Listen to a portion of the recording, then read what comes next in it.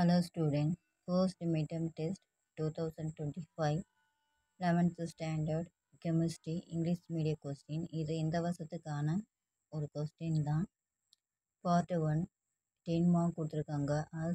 Answer all the questions.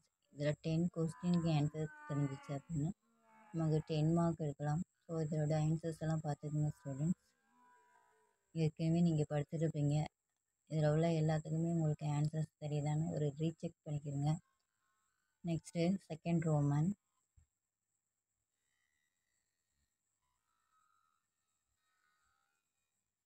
Part 1 answer any 3 question. Question number 50 is compulsory. இது 2 mark question. So 3 question எழுதணும். அதில் ஒரு question 15th question வந்து compulsory question. Balance இருக்க 2 question உங்களுக்கு தெரிஞ்சது எழுதலாம். Part 3 answer any 3 question. Question number 20 is compulsory. இது 3 mark question. 20th கொஸ்டின் வந்து compulsory question. Part 4 answer all the question.